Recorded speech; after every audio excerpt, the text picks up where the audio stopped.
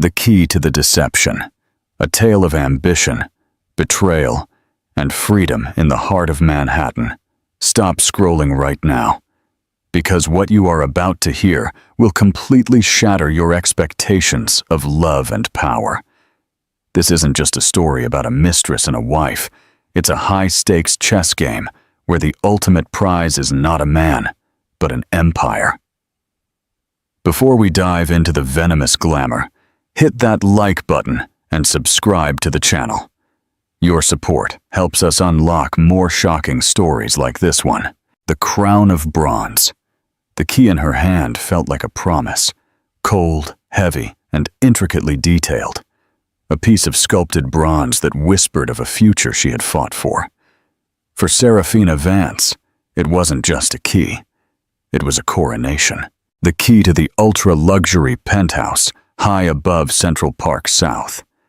The key to a life wrapped in cashmere and diamonds. The key to the heart of Damien Cross. As she stepped into the private elevator, the silent ascent felt like a rise to her throne. She smoothed her silk-sheath dress, the city lights painting fleeting constellations on her sharp, focused face. Tonight, she wasn't the other woman. She was the only woman. But some doors are not meant to open, and some thrones are already occupied. What she was about to find behind that penthouse door wasn't the future she'd been promised, but a devastating truth delivered by the one person she never expected to see. The Emerald Trap. The soft electric hum of the taxi was a sharp contrast to the frantic, triumphant symphony playing in Serafina's chest. Every beat was a confirmation. You made it. You won. Outside, the rain-slicked streets of the Upper East Side reflected the city's indifferent glamour. But inside the car, Serafina Vance was the center of her own universe. She checked her reflection in the dark phone screen. Her blonde hair, styled in a severe, elegant bob, framed a face that had been her greatest asset. Sharp cheekbones, full lips, painted a defiant crimson, and eyes the color of a stormy sea. Eyes that had first captivated Damien Cross at a crowded Soho gallery 6 months ago. Her dress was a new acquisition, a deep emerald silk that clung to her figure like a second skin, a gift from Damien. A dress for a queen, he had whispered into her ear last night, his voice a low, intoxicating murmur that still sent chills through her. The dress arrived via special messenger this afternoon, nestled in a box, so grand it was an event itself. Inside the tissue paper was the key. It wasn't a copy. It was heavy, ornate, with the Cross family crest, a stylized C intertwined with a falcon, engraved on its head. My private entrance, the note read, scrawled in Damien's impatient, powerful hand. The key to your new home. Meet me there at 9 sharp. The wife is out of town visiting her sister in Boston. We have the weekend. We have forever. The wife, Eleanor. Serafina had never met her, but she'd built a vivid image of the woman from Damien's careless descriptions and a few stolen glimpses in the society pages. A ghost at the feast of their romance. According to Damien, Eleanor was a relic of a life he no longer wanted. A woman content with charity luncheons and garden parties. A perfectly suitable partner for the public eye, but devoid of the passion and ambition he craved. She doesn't understand me, Serafina, he'd said, his hand tracing the curve of her jaw. Not like you do. Serafina believed him. She had to. She had gambled her entire future on that belief. At 27, she was tired of being a highly educated but underpaid gallery assistant, surrounded by art she could never afford, and people who saw her as little more than decorative staff. Damien wasn't just a lover. He was an escape. He was 52, the CEO of Cross Global Properties, an industry titan with a predatory smile and a portfolio that could swallow small countries. He saw her, he said. He saw her fire, her intelligence. He was leaving Eleanor. The divorce was already in motion. His lawyers were just finalizing the details to protect the family name.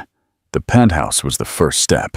It was going to be their sanctuary, the gilded cage where he would keep his beautiful, brilliant bird until he was free to fly her publicly as Mrs. Cross. The car pulled up to the curb outside a limestone colossus on Fifth Avenue, a building that didn't just overlook Central Park. It commanded it. The doorman, a stoic man named Milo, whose face was as impassive as the gargoyles adorning the building's facade, gave her a slight, almost imperceptible nod. Damien had arranged everything. "Straight ahead, Ms. Vance," Milo said, his voice a husky monotone, as he held open the heavy glass door. She didn't need to ask. He had been informed. The key's final turn. The lobby was a cathedral of marble and gold leaf. Silence reigned, save for the distant hum of the city and the soft click of Serafina's heels on the polished floor. She walked toward the private lift at the far end, the one Damien had described. It required a special code he'd sent via an ephemeral message, followed by the bronze key. As she ascended, the floors passed with a gentle digital chime. Her heart hammered against her ribs. This was it. The culmination of 6 months of clandestine meetings in 5-star hotel suites, promises whispered over $1,000 bottles of wine, and a carefully orchestrated campaign to make herself indispensable to a man who had everything. She had bested a woman with 25 years of history, a shared past, and 2 grown children. She had done it with her beauty, yes, but also with her wit and her unshakable belief that she deserved it. The private lift sighed to a halt. The doors opened, not to a hallway, but directly to a private vestibule. Before her was a single, imposing door of dark mahogany. She took a deep breath, the air tasting of victory. She slid the heavy bronze key into the lock. It turned with a satisfying, well-oiled clunk. The door swung inward on silent hinges, revealing the threshold of her new life. The first thing that hit her was the view, a glass wall showcasing the glittering tapestry of Manhattan by night. The second was the scent. It wasn't Damien's familiar Tom Ford cologne. It was something else, a subtle, elegant fragrance, white gardenias, and something sharp, like citrus. And the third thing she saw, standing by the window with her back to the city, was her, the wife. Eleanor Cross. Interactive question. Imagine you are Serafina. You have the key and the emerald dress, believing you've won. What is the first thing that flashes through your mind when you see Eleanor standing there? Tell us in the comments below. Black Pawn. The master architect. For a long, suspended moment, the world seemed to tilt on its axis. Serafina froze in the doorway, the bronze key still clutched in her hand, her mind struggling to reconcile the image before her with the narrative she had so carefully constructed. This was not the woman she had envisioned. The Eleanor of her mind was a faded society matron, draped in pearls and beige cashmere, her face a mask of pleasant but weary indifference. The woman before her was the antithesis.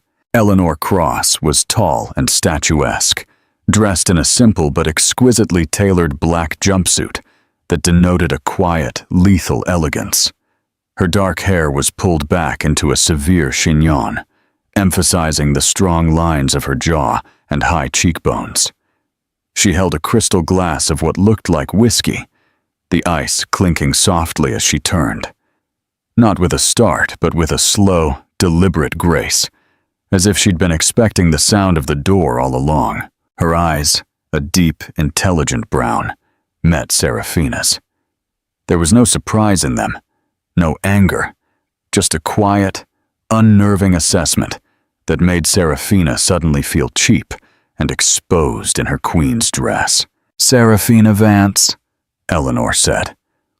Her voice was not the high-pitched shriek of an aggrieved spouse.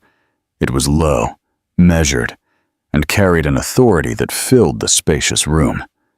"You are punctual." Damien always appreciated punctuality. Seraphina's mouth went dry. Her carefully rehearsed lines, the blend of defiance and coquettish charm she had prepared for their inevitable first encounter, evaporated. What are you doing here?" she stammered, the words clumsy and inadequate. "Damien said you were in Boston." A small, humorless smile touched Eleanor's lips. "He said that, did he? Damien says many things. It is one of his most predictable and, frankly, most tiresome qualities." She took a slow sip of her drink, her eyes never leaving Seraphina's face. "I canceled my trip. My sister understands. Family emergencies take precedence." Seraphina's audacity began to return, fueled by a surge of adrenaline.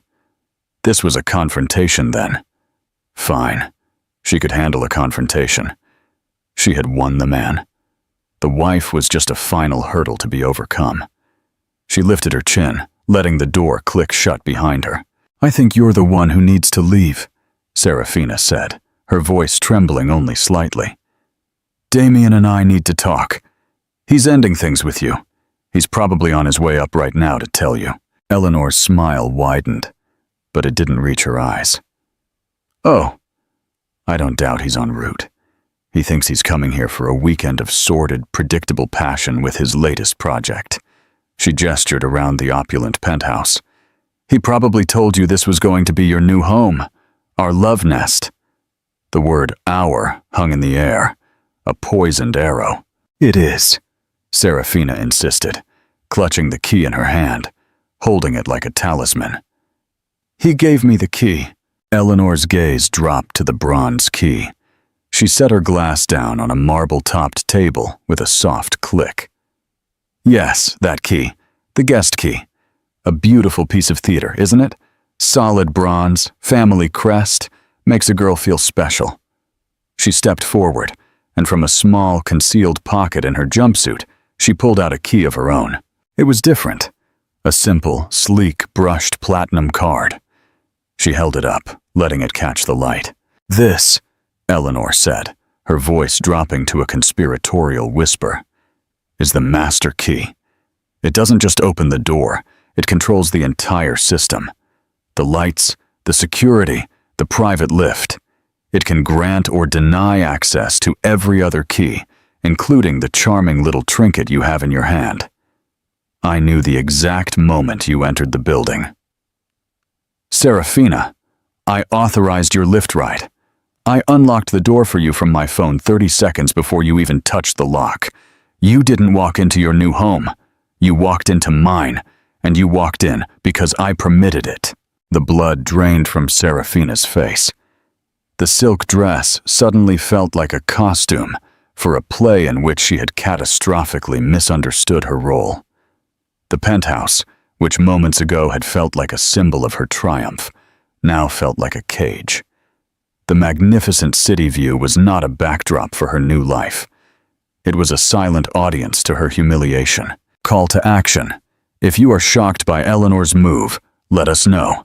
Smash the notification bell so you don't miss the next twist. "Why?"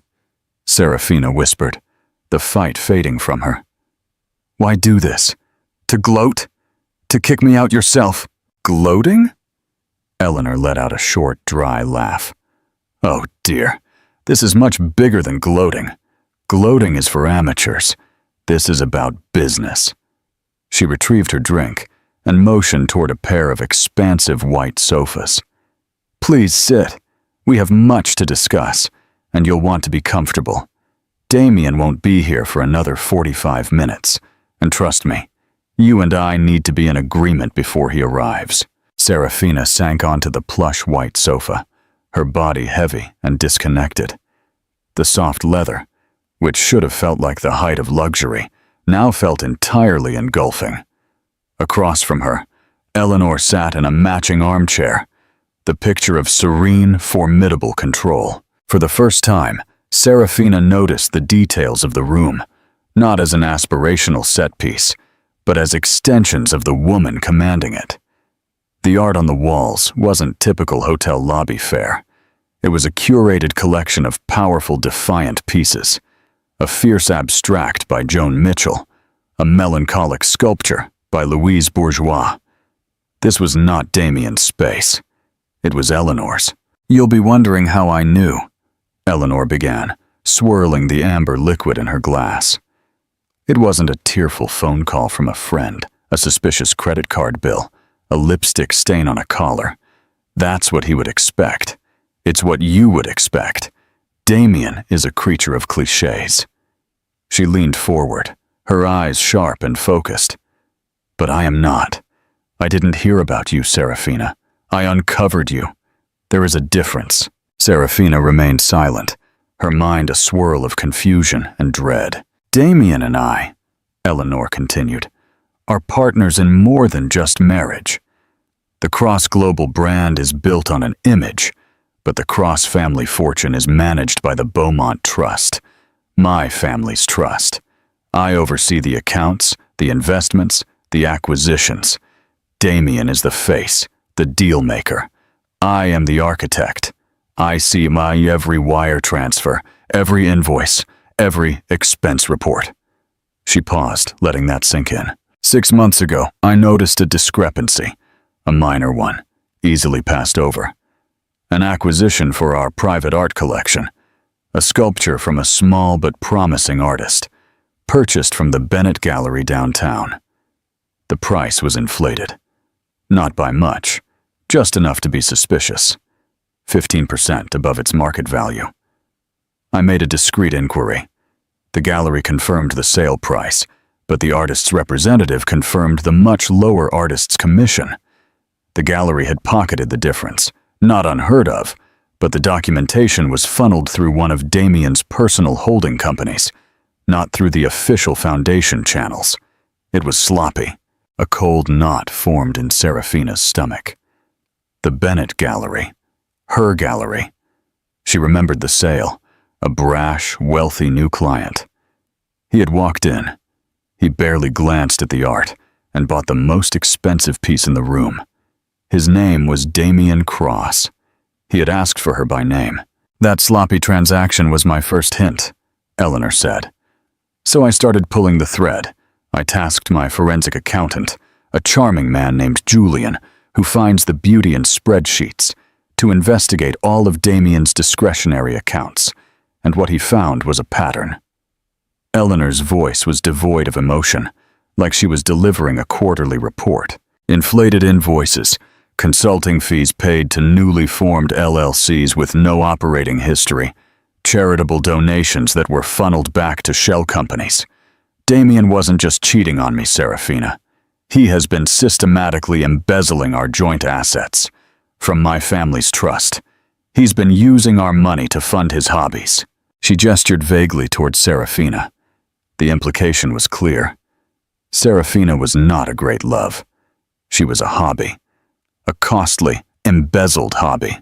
The trips to Paris? International real estate scouting for developers? The Cartier bracelet he gave you? Logged as a corporate giveaway.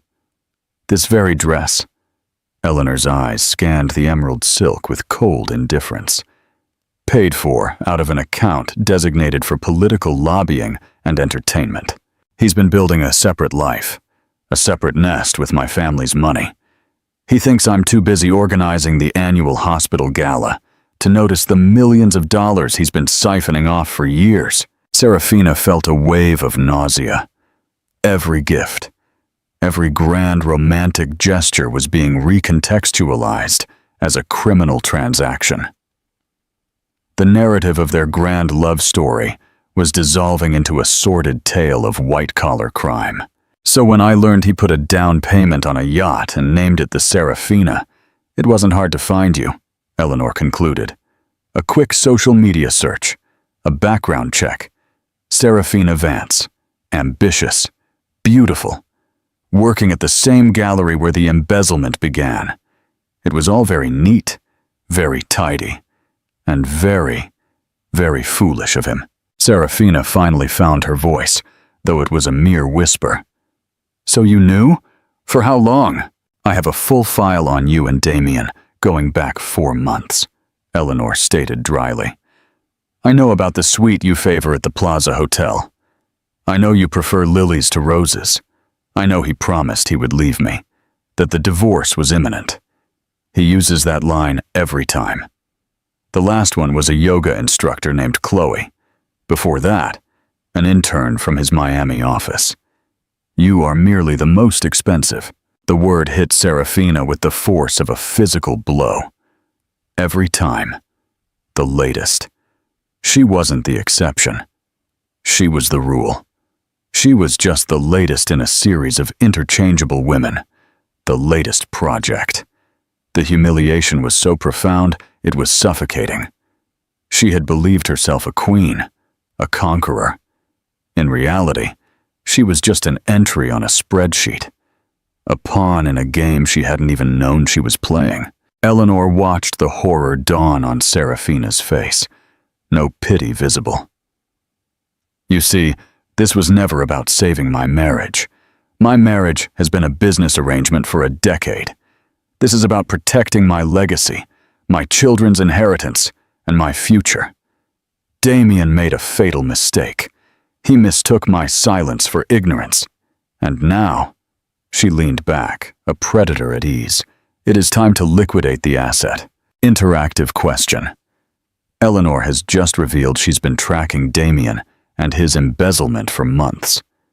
Do you think her calculated, non-emotional approach is a sign of strength or a terrifying level of coldness? Let us know your thoughts below. The unholy alliance. The silence in the penthouse stretched, thick and heavy. The only sound was the distant wail of a siren rising from the streets below. Serafina felt as though she was trapped under glass.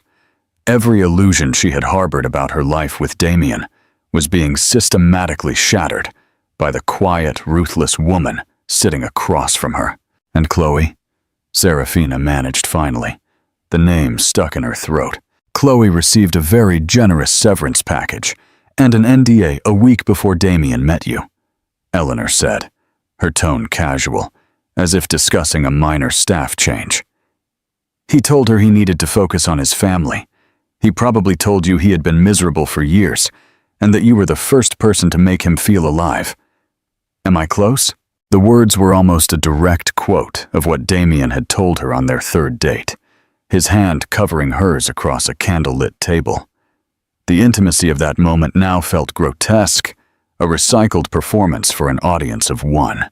Serafina's mind raced, replaying the last 6 months in a hideous new light. The sudden business trips where he was unreachable for hours. The times he had casually asked her opinion on offshore banking or art as an investment. He wasn't confiding in her. He was using her, testing out his lies, perhaps even subconsciously implicating her in his schemes, assuming she was too dazzled by the glamour to comprehend the substance. She remembered one night, a month ago. They were in his study at his country home in the Hamptons, a place she was only allowed to visit when Eleanor was supposedly away. He was on the phone, arguing with someone about logistics and transparency. When he hung up, he was agitated. He had poured himself a large brandy and turned to her. "It's my wife's trustees," he had muttered. "Bean counters. They question every little thing. They don't understand that to make money, you have to spend it. To build an empire, you can't be afraid to bend the rules." He had framed it as a struggle between his visionary genius and their petty bureaucracy. He had made her feel like his sole confidant, the only one who truly understood the pressures he was under. Now, Serafina understood. He wasn't confiding in his visionary partner. He was complaining to his embezzled asset about the very people who were closing in on him. "He told me this penthouse was a new corporate acquisition for the company," Serafina said, her voice hollow, as she tried to salvage some shred of the fantasy. "A corporate apartment he was going to take over for us." Eleanor let out a genuine, sharp peal of laughter this time. "My dear, I bought this penthouse with my own inheritance a decade ago before Damien's company even went public. It is in my name, and my name alone. He has no legal claim to it. He brought you here, to my home, because the arrogance of men like Damien knows no bounds. He genuinely believes he is the sun, and that we are all just planets revolving around him. It never occurs to him that one of the planets might simply be a meteor, waiting for the right moment to strike. Eleanor rose and walked over to an elegant lacquered credenza. She pulled open a drawer and retrieved a thin leather portfolio, placing it on the coffee table between them. She opened it. Inside were documents, photographs, and spreadsheets. Evidence, Eleanor said simply. She slid a photograph across the table. It was of Damien, laughing on a yacht. His arm was around a dazzling redhead. The name on the boat's stern was clearly visible. The Serenity. This was taken 2 years ago. Serenity was Chloe's middle name, Eleanor explained coldly. He scuttled it for the insurance money 6 months later, just before his lawyers drafted the documentation for the Serafina. He's not just unfaithful, you see. He's unoriginal. She pushed another document forward. It was a bank statement from a Cayman Islands shell company. It showed a transfer of $250,000 to another account. The date of the transfer corresponded to the day after Serafina had mentioned she was looking to invest in a friend's tech startup. Damien had offered to manage it for her, a grand gesture of support for her ambitions. He had taken her money. Serafina stared at the paper. The numbers blurred through a sudden film of tears. It wasn't just the betrayal of the heart. It was the cold, calculated violation of her trust, her ambition, her very identity. He hadn't seen her as a partner. He had seen her as prey. He used me? Serafina whispered, the realization a cold stone in her gut. Everything. It was all a lie. Yes, Eleanor nodded, her voice softening for the first time. Not with pity, but with a kind of weary recognition. He used you. He used your ambition against you.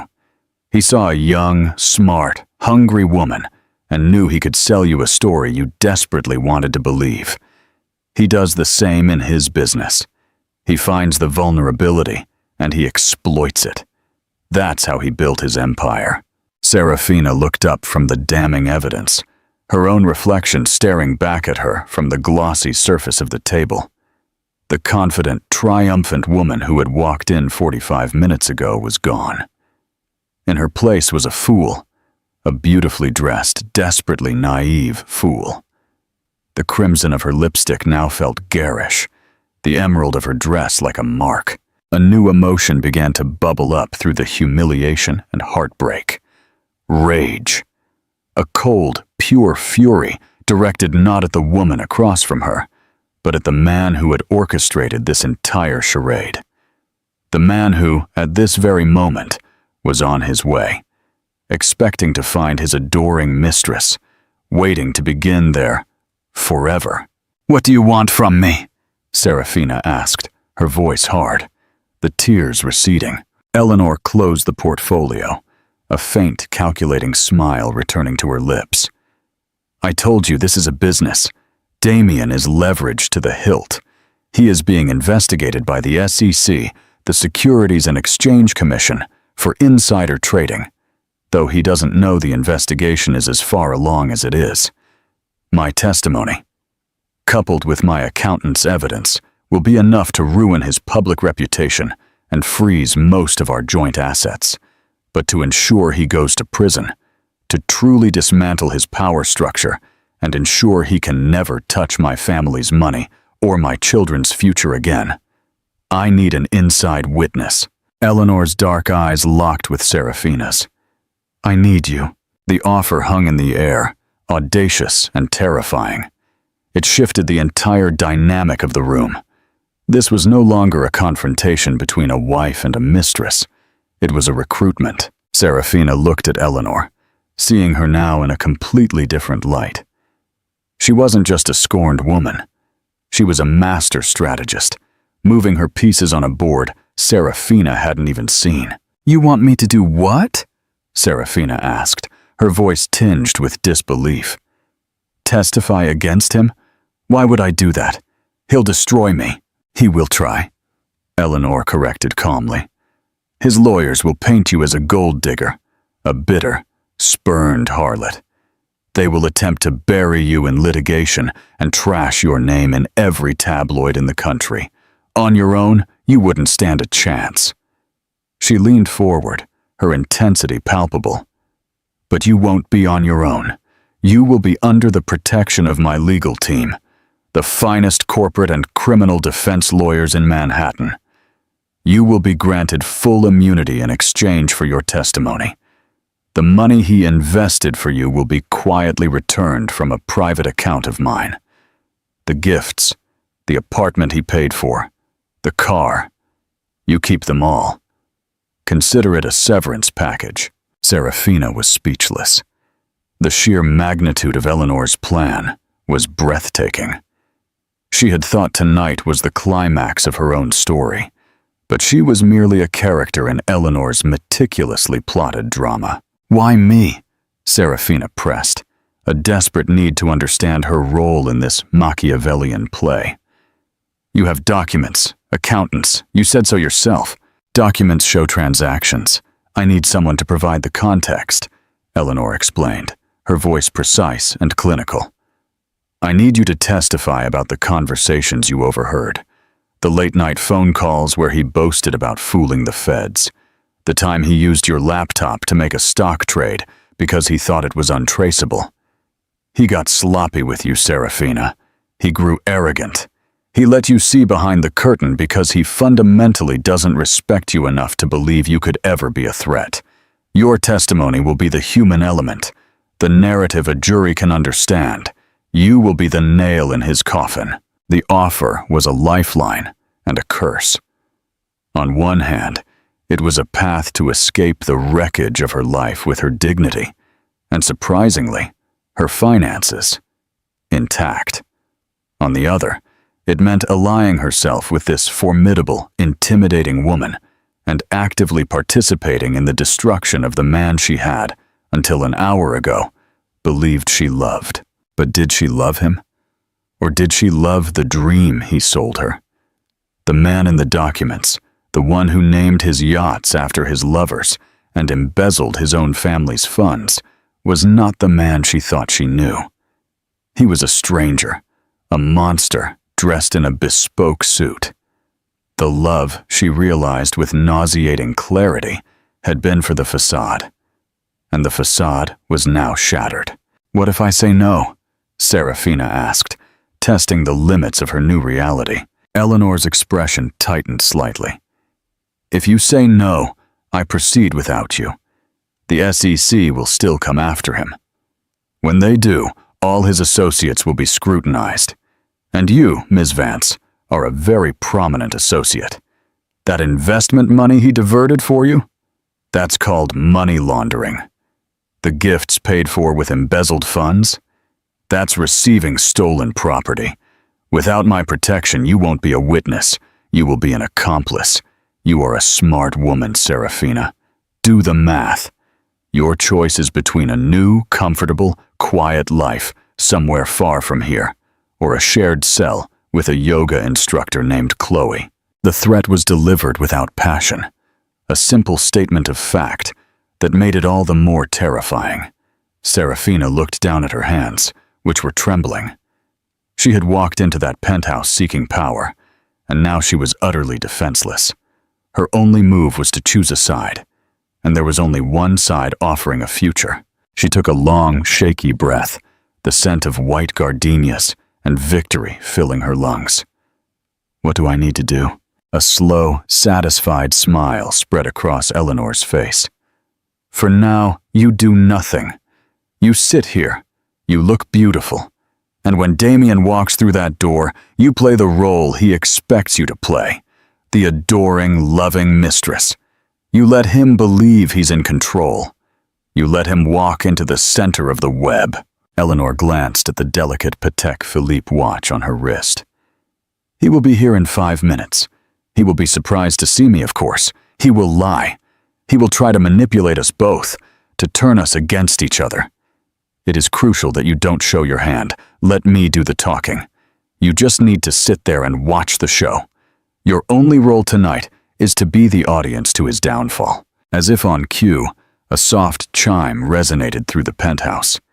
The private elevator was ascending. "Showtime," Eleanor whispered, raising her whiskey glass and taking a final, steadying sip.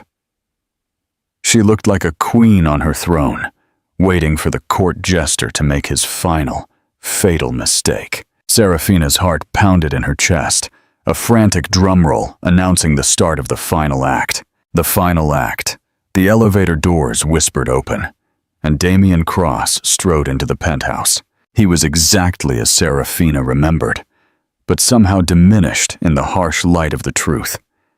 He was handsome, impeccably dressed in a charcoal gray suit that probably cost more than her car. His silver hair perfectly groomed. He held a bottle of vintage Dom Perignon in one hand and a velvet jeweler's box in the other.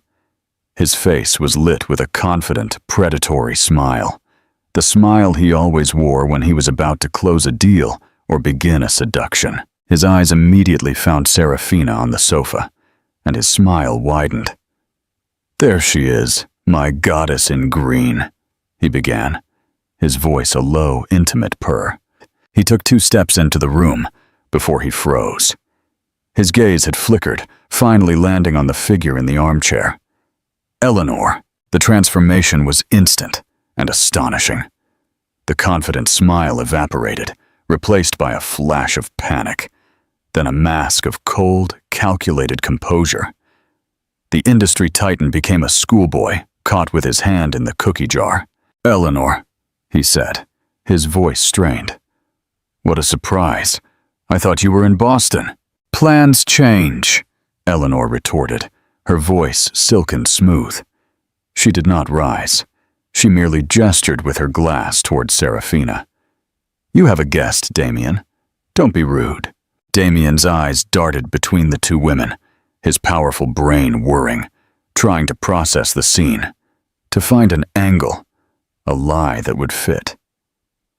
Serafina could almost see the calculations happening behind his eyes. "Serafina, darling," he said, his voice regaining some of its practiced charm, though tight. "This is a misunderstanding. Eleanor, my love, Serafina is a business associate. We were finalizing the details of a new arts endowment for the foundation. I was just bringing a bottle to celebrate." He held up the champagne, as if it were proof of his innocence. The lie was so brazen, so insulting in its simplicity, that Serafina almost laughed. A business meeting?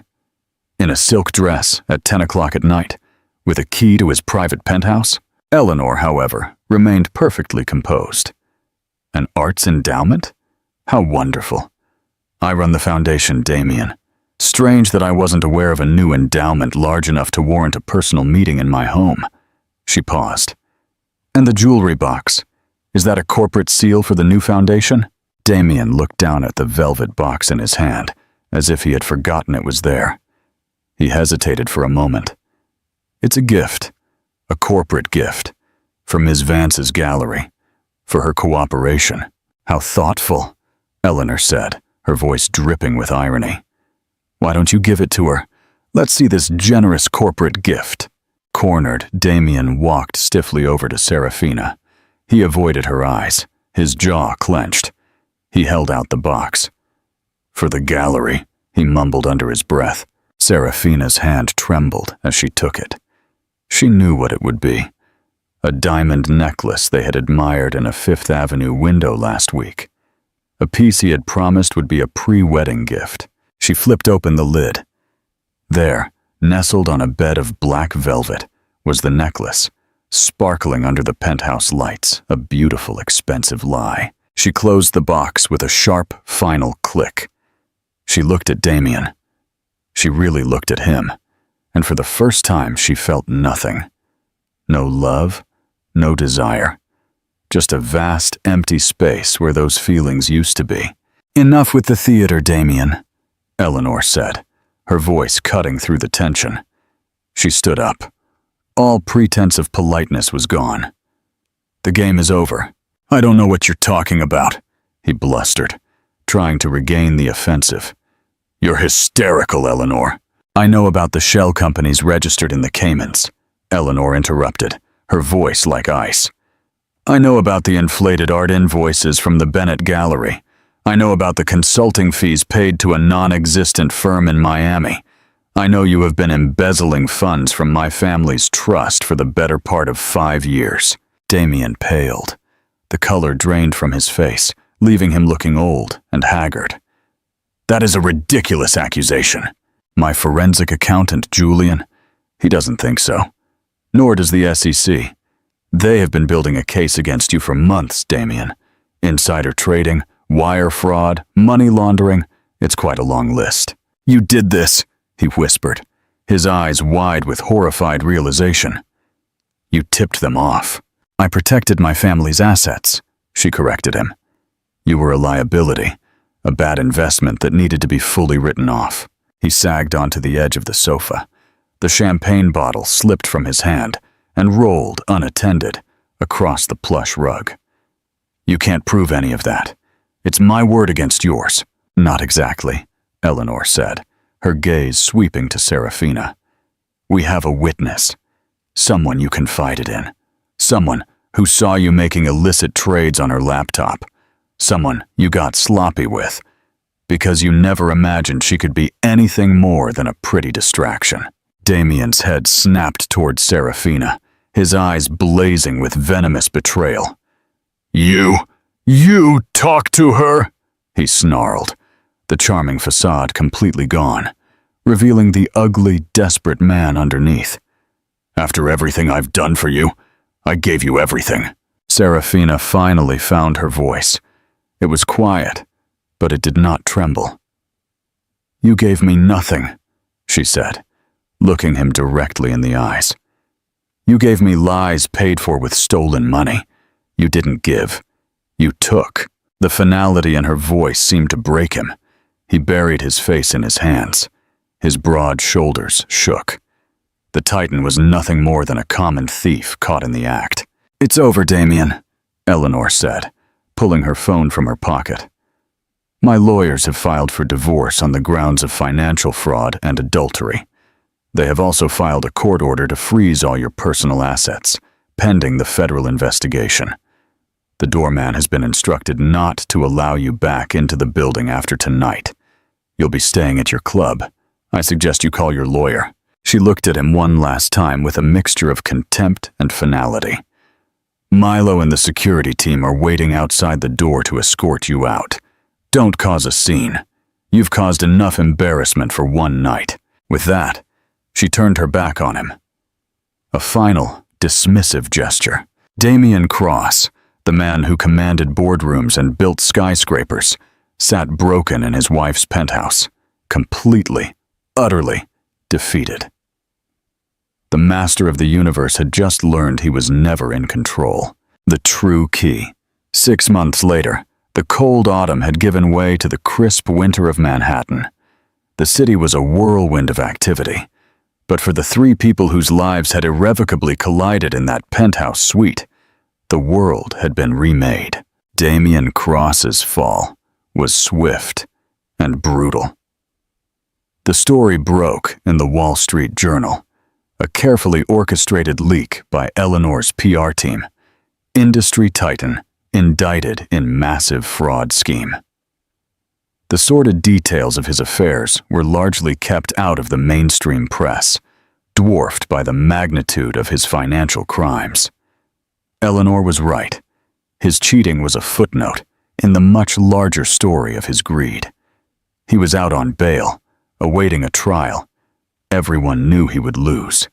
His company was in ruins, being dismembered and sold off for parts. His name, once a symbol of power and success, was now synonymous with disgrace. He was a ghost, haunting the city he once owned, his photo occasionally popping up in the tabloids, looking haggard and defeated outside his lawyer's office. Eleanor Cross, however, had thrived. She had shed the Cross name like an old skin and reverted to her maiden name, Eleanor Beaumont. She had seized full control of the Beaumont Trust and her family's fortune. In an astonishing power move, she had used her own capital to acquire the best assets of Damien's collapsed company, rebranding them under a powerful new global entity, Beaumont Acquisitions. The society pages now portrayed her not as the scorned wife, but as a brilliant, ruthless businesswoman who had excised the cancer from her life and built an even stronger empire upon its ruins. She was more powerful, more respected, and more feared than Damien had ever been. She was, in every sense of the word, the master, and Serafina Vance was gone. As promised, Eleanor's lawyers had protected her. She gave a discreet deposition to the SEC, her testimony the final, irrefutable piece of the puzzle. Her name was never mentioned in the press. The money Damien had stolen from her was returned, along with a substantial sum Eleanor had termed a relocation and recovery bonus. Serafina took the money and left. She left Manhattan. She left the art world. She left the woman she had tried to become. She moved to a quiet coastal town in Maine, trading the glittering Manhattan skyline for the infinite horizon of the Atlantic Ocean. She bought a small house with a garden and enrolled in a landscape architecture program at a local university. She had cut her blonde hair and let it grow out to its natural light brown. She traded her silk dresses for jeans and comfortable sweaters. Some days she walked the beach and thought of the woman in the emerald dress who had walked so haughtily into that penthouse. She felt a strange mix of pity and contempt for her. That woman had been so desperate for a life that was never hers, so willing to believe a beautiful lie. Serafina was learning to build a life that was real, a life that was hers. It wasn't as glamorous as the one she had chased, but it was honest. It was hers. She had walked into that penthouse as a mistress, believing she was about to become a queen, only to discover she was a pawn. But in the end, in a strange twist of fate, it was the scorned wife who had given her the greatest gift of all. Not the key to a penthouse, but the key to her own freedom. 2 years later, the reunion.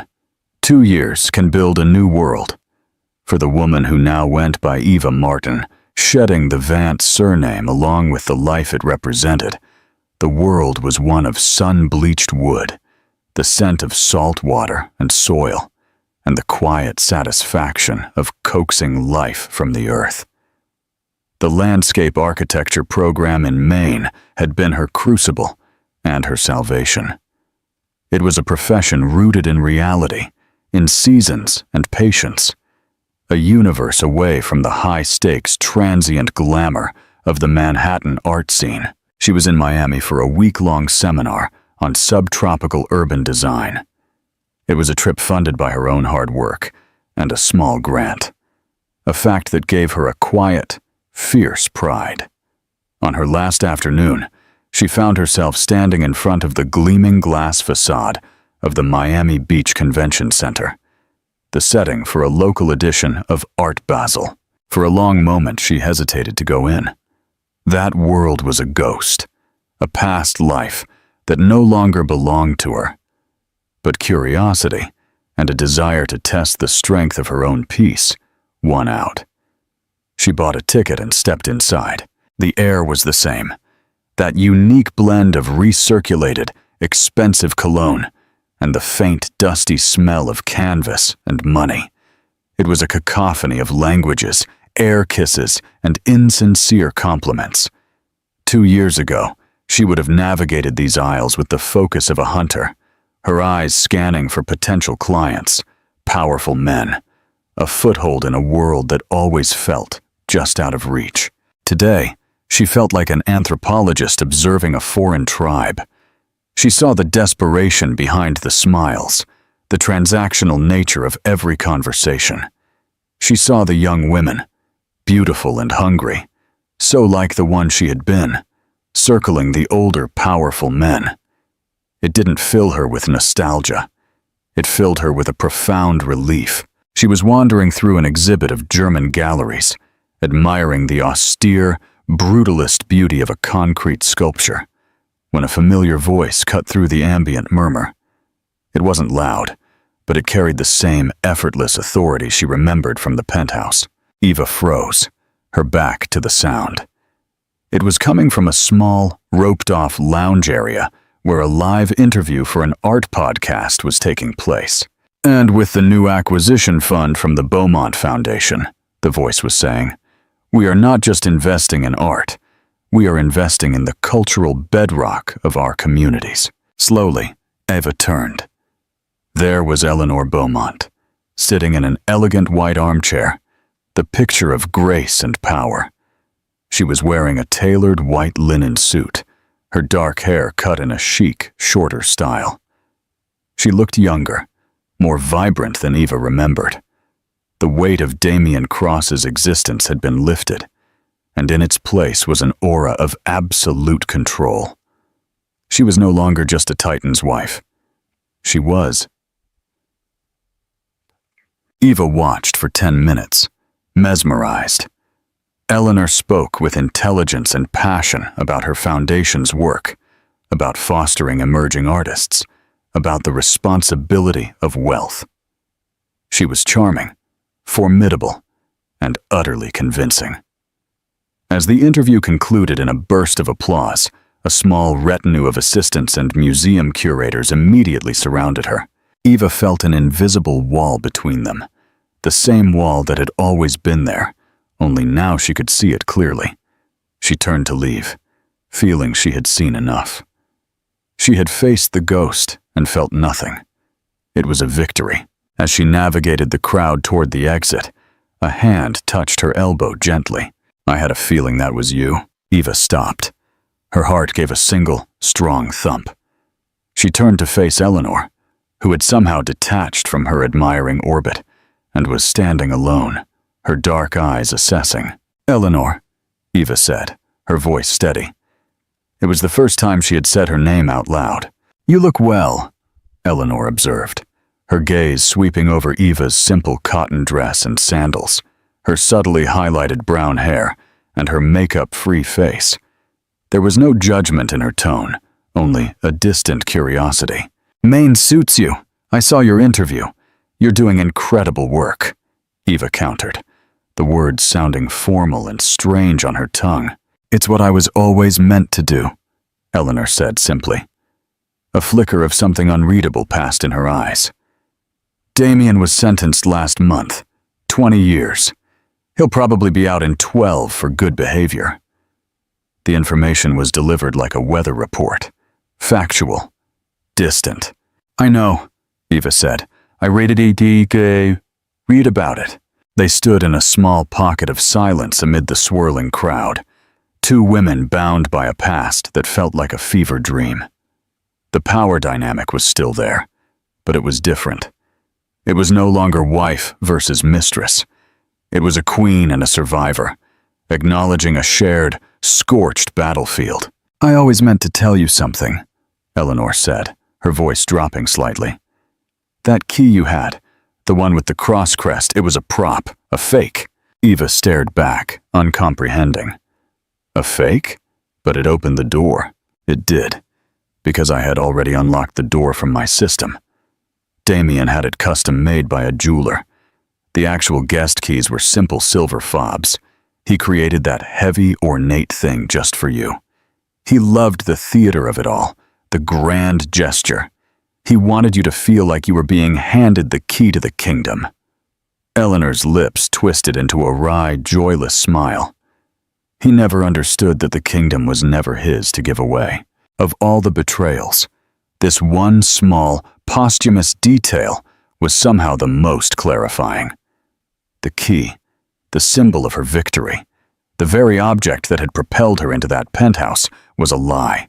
A piece of set dressing in a play where she was the only one who didn't know her lines. It wasn't just that the promises were fake. The very props were counterfeit. The knowledge brought no pain. It brought a profound and final sense of release. It severed the last lingering thread of a story she had once told herself. "Thank you for telling me," Eva said, and she meant it. Eleanor nodded slightly, almost imperceptibly. An assistant appeared at her side, whispering urgently. The world was calling her back. "Best of luck with your gardens, Eva," she said. And then she was gone, disappearing into the crowd, a queen returning to her court. Eva stood alone for a moment longer, the noise of the art fair fading to a dull hum. She thought of the fake key, the silk dress, the stolen money, the entire glittering, empty facade. Then she thought of the Maine sun on her face, the feel of rich soil under her fingernails, and the simple, honest beauty of a seed pushing its way toward the light. She had walked into that penthouse wanting a kingdom. She had walked out with something far more valuable, herself. Turning her back on the world of art and lies, Eva Martin stepped out into the bright, warm Miami sunlight. And for the first time, she felt complete and utterly free. Meaningful conclusion and call to action. And so the story ends, not with a bang, but with the quiet rebuilding of lives. It is a raw, uncompromising look at how the lines between love, ambition, and betrayal can blur in the pursuit of power. We saw one woman, Serafina/Eva, who thought she was winning the ultimate prize, only to discover she was a disposable part of a much bigger, more dangerous game. And we saw another woman, Eleanor, who was underestimated and dismissed, rise from the ashes of betrayal, not as a victim, but as the architect of her own powerful destiny. This story is a reminder that the truth is often far more complex than it appears. And sometimes, the greatest power comes not from opening a door, but from knowing which keys to keep. If this story of shattered illusions and unexpected alliances captivated you, please leave a comment below. What did you think of Eleanor's final move with the fake key? Was it justified? Could you empathize with Serafina Eva's journey of self-discovery? What is the most surprising thing you learned from this tale? Your engagement helps our channel grow and bring you more thrilling stories like this one. Don't forget to like, share this video with someone who loves a good drama, and most importantly, subscribe to our channel and hit the notification bell so you don't miss our next story. Thank you for listening. The Architect's Coronation. Betrayal in the Golden City Attention. In the gilded halls of the Plaza Hotel, New York, where crystal chandeliers reflected the powerful's tears and high society's false smiles, one woman was about to stage the most elegant and devastating revenge the city had ever witnessed. Audra Vance, 34, had been the perfect wife for 12 years, a renowned international architect, devoted mother, and unconditional partner to Marcus Thorne, Europe's most coveted real estate magnate. But that night, as the New York elite gathered for the year's most exclusive charity gala, Audra was not the same woman who had discovered her husband in bed with her supposed best friend just 6 months prior. Guests whispered over glasses of Dom Perignon about the scandal that had shaken aristocratic circles. Marcus's betrayal with Victoria Lowell, the textile heiress who had been Audra's maid of honor. Everyone expected to see a broken, humiliated woman, begging for crumbs of compassion. But when the rose marble doors of the main ballroom swung open, what they witnessed was a vengeful goddess draped in a couture gown worth more than some Manhattan apartments. Audra Vance hadn't come to plead, nor to cry. She had come to reign, and Victoria Lowell, seated next to Marcus at the main table, had just realized her perfect world was about to collapse in the most spectacular way possible. The pride and the fall, the nail in the coffin. New York awoke with that golden haze only those who love the city know, filtering between the light stone buildings that defined the aristocratic character of the Upper East Side. In the elegant 4,000-square-foot apartment overlooking Central Park, Audra Vance moved through her private architecture studio like a dancer executing a perfect choreography. The walls were covered with architectural blueprints of her most ambitious projects: the luxury residential complex in Miami, the sustainable Twin Towers in Boston, the cultural center she was designing for the Swiss government. Audra was not merely the wife of a powerful man. She was a visionary architect whose talent had transformed urban skylines across 3 continents. Her fingers, adorned by a white gold and Cartier diamond wedding band, slid precise lines over vellum paper as she designed what would be her masterpiece, a contemporary art center for San Francisco.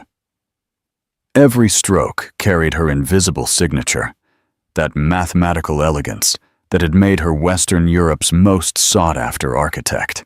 The sound of keys in the main door startled her out of her concentration.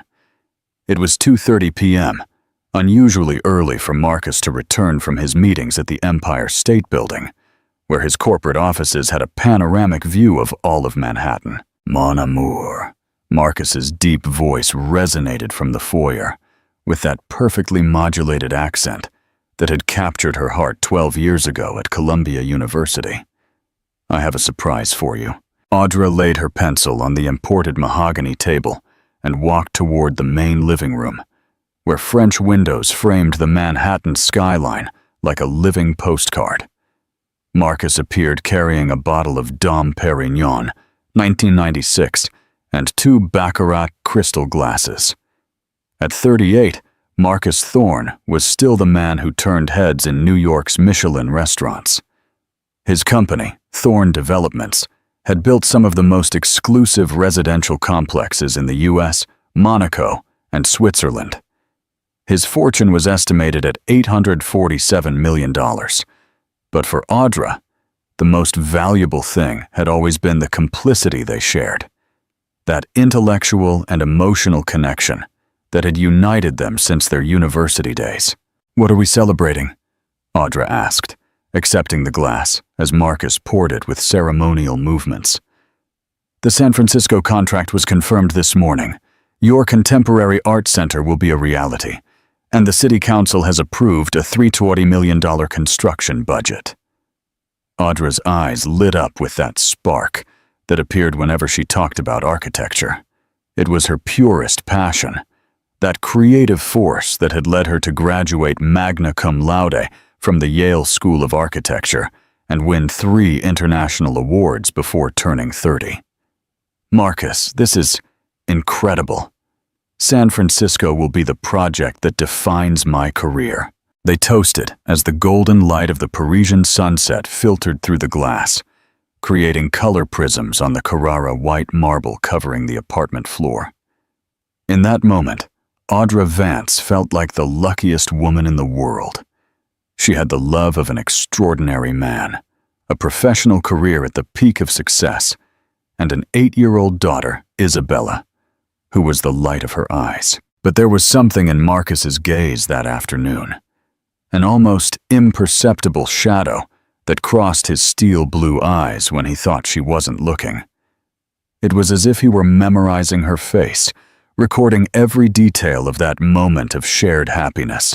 "There's a charity gala on Saturday at the Plaza Hotel," Marcus said, gently stroking Audra's golden brown hair. "All the New York elite will be there. It will be the perfect presentation for your new project." "Will Victoria be there?" Audra asked, referring to her best friend since college, Victoria Lowell, heiress to a textile fortune, who had been her maid of honor and Isabella's godmother. "Of course. You know she never misses these social events." Audra smiled, imagining Victoria's excitement when she told her about the San Francisco contract. For 15 years, the 2 women had shared every triumph, every challenge, every significant moment of their lives. Victoria had been there when Audra met Marcus, when they married in the St. Patrick's Cathedral, in a ceremony that made the cover of Vogue USA, when Isabella was born, and when Audra won her first International Architecture Award. That night, as Audra submerged herself in a bubble bath, with dead sea salts in the marble tub of her master suite. She didn't know that Marcus was in his study, sending a text message that would forever change the course of her life. The gala on Saturday will be perfect. Audra will be radiant as always. She won't suspect a thing. I love you, Victoria. In the apartment windows, New York glittered like a sea of diamonds, ignorant of the betrayal brewing in one of its most elegant halls. The city was about to witness the fall of one of its most admired couples, without imagining that this fall would be merely the prologue to the most spectacular resurrection its streets had ever seen. Audra Duarte fell asleep that night, hugging the pillow that still held her husband's perfume, dreaming of the glass and steel towers she would build in San Francisco, unaware that their foundations would be erected on the ashes of her destroyed marriage. The architect who had designed Europe's most beautiful homes was about to discover that her own home had been built on quicksand, and that the woman she trusted most had been responsible for dynamiting its foundations. But this story is not about the fall of Audra Vance. It is about how an extraordinary woman can be reborn from her own ashes and build an empire so solid that not even the earthquakes of betrayal can tear it down. The sabotage. Listening to the lie. The Plaza Hotel shone in all its Belle Epoque splendor that Saturday night. Its red facades adorned with wrought iron balconies and striped awnings created the perfect backdrop for New York's most exclusive charity gala. Inside, the grand ballroom had been transformed into a dream palace. Baccarat crystal chandeliers illuminated round tables dressed in golden silk, while white orchids imported from Thailand created floral centerpieces that cost more than most Manhattanites' monthly salaries. Audra Vance prepared in her walk-in closet, a 400-square-foot room with floor-to-ceiling mirrors and a wardrobe that rivaled the boutiques on Fifth Avenue. She had chosen a Valentino couture gown, a creation of champagne-colored silk with pearl and Swarovski crystal embroidery that impeccably hugged her figure. The neckline was elegant yet daring, and the skirt fell in soft cascades to the floor, creating a silhouette that seemed sculpted by Michelangelo. Her jewelry that night was a subtle declaration of power, a diamond and sapphire necklace that Marcus had given her for their 10th wedding anniversary, diamond earrings that had belonged to a French countess from the 18th century, and her engagement ring, an 8-carat pink diamond set in platinum that had been exclusively designed for her. "Maman, you are gorgeous," Isabella said from the closet door, with that pure honesty only 8-year-olds possess. The little girl wore a pink silk nightgown, and her brown eyes, identical to her mother's, shone with admiration. "Thank you, mon petit ange," Audra replied, bending down to kiss her daughter's forehead without creasing her makeup. A masterpiece created by the personal makeup artist who had worked with famous actresses for official events. Marcus appeared in the doorway, stunning in his black Tom Ford tuxedo.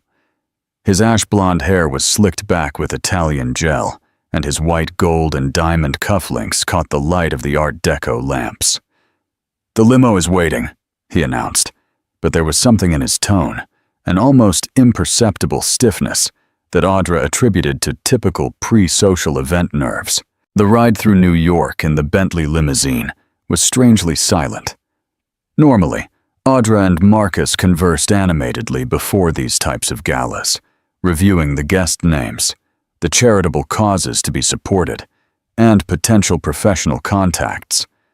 But that night, Marcus stared out the window as the New York monuments paraded like illuminated ghosts. The Statue of Liberty, Times Square, the Brooklyn Bridge. "Is everything all right?" Audra asked, placing her gloved hand over his. "Perfect," Marcus replied.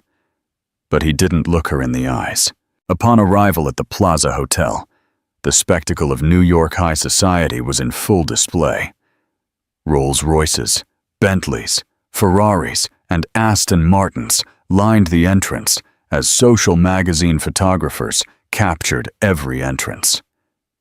Audra felt as she always did at these events, proud to belong to this world, but aware that her place was earned by her own talent, not just as Marcus's wife.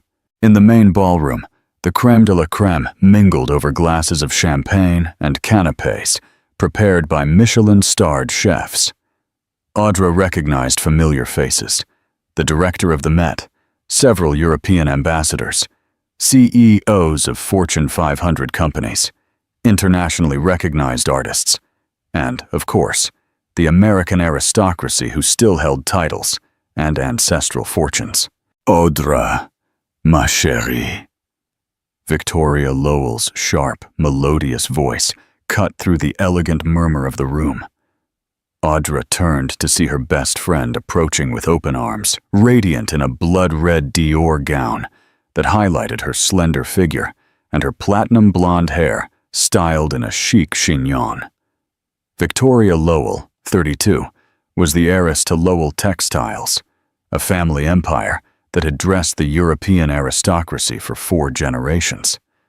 Her personal fortune was estimated at $280 million. But beyond her wealth, Victoria had that natural magnetism that turned any room into her personal stage. "Victoria, you are dazzling," Audra said, embracing her friend with the genuine affection of 15 years of friendship. "Not as much as you. That Valentino looks divine. Marcus is a lucky man." As she mentioned Marcus, Victoria's eyes flicked toward him with an expression that lasted barely a fraction of a second. But there was something different, an intensity, a familiarity that went beyond the casual friendship between in-laws. "Speaking of Marcus," Victoria continued, "where is your handsome husband?" "He's talking to the mayor about some building permits," Audra replied, pointing toward the other end of the hall, where Marcus was indeed in a seemingly serious conversation with several public officials. The next 3 hours proceeded like a perfect social ballet. Audra talked with fellow architects about sustainable design trends, with art patrons about her upcoming San Francisco project, and with diplomats' wives about travel and culture. She felt in her element, intelligent, successful, admired. But there were moments, small flashes of something strange that she couldn't fully identify. The way Victoria knew exactly which champagne Marcus was drinking without asking him. The way Marcus knew Victoria's exact arrival time for the event. The glances they exchanged when they thought no one was watching, loaded with a complicity that went far beyond casual in-law friendship. It was during the main speech of the evening, while the president of the Charity Foundation spoke about educational programs for underprivileged children, that Audra noticed that Marcus and Victoria had simultaneously disappeared from the ballroom. A cold premonition, like an ice cube sliding down her spine, made her discreetly rise from her seat. The corridors of the Plaza Hotel were a labyrinth of elegance, red carpets with golden motifs, bronze appliques, antique mirrors that had reflected aristocratic secrets for over a century. Audra walked, following her instinct, guided by a feeling she couldn't name, but that propelled her toward the hotel's private area, where she knew there were more intimate rooms for confidential meetings. The sound of familiar voices stopped her in front of a slightly ajar door to the Regent Salon, one of the hotel's most exclusive private spaces. "I can't keep lying anymore," was Marcus's voice, loaded with an emotion Audra hadn't heard in years. "I know, mon amour, but we need more time. Does Audra suspect anything?" Victoria replied with an intimate tone that pierced Audra's heart like a crystal dagger. 15 months has been long enough. I want to be with you openly, Victoria. I want to wake up every morning next to you, not just stealing these secret moments. And what about Isabella and Audra's career if she discovers the truth now?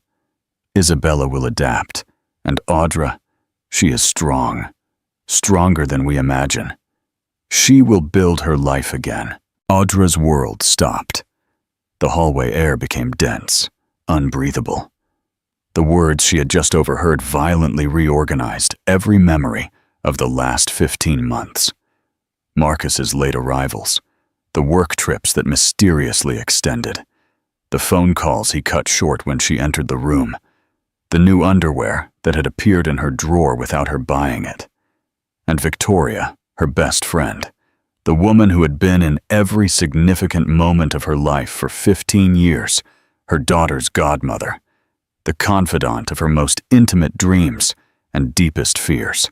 I love her, Victoria. I love you. What Audra and I had was beautiful, but it was the life I was supposed to live, not the life I truly wanted. Audra leaned against the marble wall, feeling as if the plaza's elegant floor would split open beneath her feet. Her heart hammered so loudly that she feared they could hear it from inside the room. After the gala, we will talk to her. Together, Marcus continued. We owe her that. Are you sure? Once we do this, there's no turning back. I've never been more certain of anything in my life. Audra stumbled away from the door, like a sleepwalker navigating a nightmare she couldn't wake up from. Her legs, encased in silk stockings, barely held her as she returned to the main ballroom, where 400 guests continued the gala as if the world hadn't just collapsed for one of New York's most admired women. She managed to return to her seat, smile when necessary, applaud at the right moments, and exchange courteous words with other guests. But inside, Audra Vance was disintegrating molecule by molecule. When Marcus and Victoria returned to the ballroom a few minutes later, from opposite ends to maintain appearances, Audra watched them with a painful clarity that allowed her to see signs she had been ignoring subconsciously for over a year. The way Victoria knew Marcus's every preference, the way Marcus's gaze lingered on Victoria. The night ended as New York galas end, with parting hugs, promises to meet soon, and mutual congratulations on the success of the charity event. Audra played her role perfectly, bidding farewell to Victoria with the same affection as always, without revealing that she knew her best friend had been the architect of her marriage's demolition. On the way back home, New York looked different through the limo's tinted windows. The illuminated monuments, the streets she had walked thousands of times, the cafes where she had shared so many happy afternoons with Marcus. Everything seemed to belong to someone else's life. A naive woman who had believed that true love was indestructible, that friendship could survive anything, that the life she had built was as solid as the buildings she designed. That night, when she finally took off the Valentino gown and the jewels that now felt like golden chains, Audra Vance looked at herself in her dressing room mirror and no longer recognized the woman staring back. The perfect wife had died that night at the Plaza Hotel. What would be born from her ashes would be something completely different. Something neither Marcus nor Victoria could have anticipated in their calculations of betrayal. But that transformation would still take months to manifest. For now, there was only pain, confusion, and the feeling of falling into a bottomless abyss where even screams could not be heard. New York slept that night, ignorant that one of its most brilliant adopted daughters had just been cast out of paradise, not yet knowing that her expulsion would be merely the prelude to her coronation as the queen of her own destiny. The ultimatum, the awakening. 3 days after the gala, on a gray Tuesday when New York awoke covered by leaden clouds threatening rain, Audra was in her architecture studio trying to concentrate on the San Francisco blueprints. But the lines blurred before her eyes, and every time she tried to draw, her hands trembled imperceptibly. She hadn't slept more than 2 consecutive hours since the night of the Plaza Hotel. Every time she closed her eyes, she heard Marcus's voice saying, "I love you," to another woman, and Victoria's voice replying with an intimacy that had belonged exclusively to her for 15 years of friendship. The sound of keys in the main door startled her. It was 11:30 a.m., another unusual time for Marcus's return.